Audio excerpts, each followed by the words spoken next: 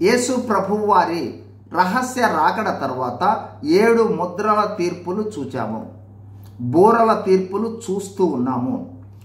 6వ బోర ఊదిన తరువాత 7వ బోర ఊదక మునుపు మధ్యలో కొంత విరామము ఉంటుంది. ఆ విరామములో జరుగు కార్యాలను చూస్తూ ఉన్నాము. ఈ విరామము ప్రకటన గ్రంథము 10వ అధ్యాయం నుంచి 11వ అధ్యాయము 14వ వచనం వరకు ఉన్నట్లుగా మనం గమనించగలం.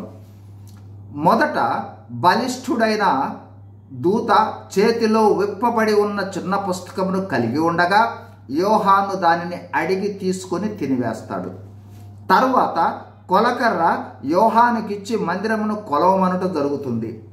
ఆ తరువాత 2 సాక్షులు 1260 రోజులు ప్రవచించి అంత్యక్రీస్తు చేతిలో హతులై 3.5 రోజులు వారి శవాలు వీధుల్లో పడి ఉండిన తరువాత వారిలోకి జీవాత్మ వచ్చి వారు బ్రతికి వారు పాదములు ఊని లేస్తారు.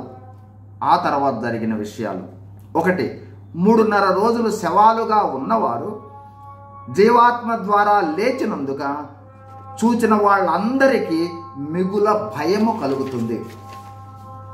2, తర్వాత పరలోకము నుండి ఒక స్వరము ఇక్కడికి ఎక్కి రండని వారితో చెప్పుట వారు వింటారు.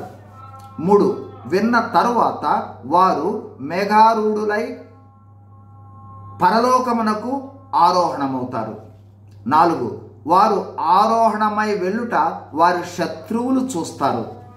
5, ఆరోహణమవుతున్న గడియలోనే గొప్ప భూకంపం కలుగుతుంది.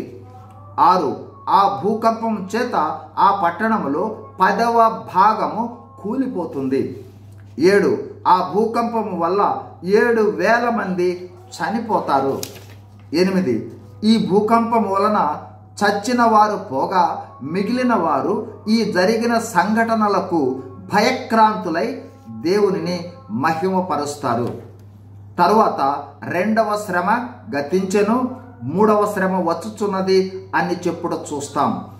ఆ తర్వాత 7వ బోర ఊదుటను మనము గమనించగలము. 7వ బోర ఊదుటను తర్వాత వీడియోలో చూద్దాం. God bless you. Thank you.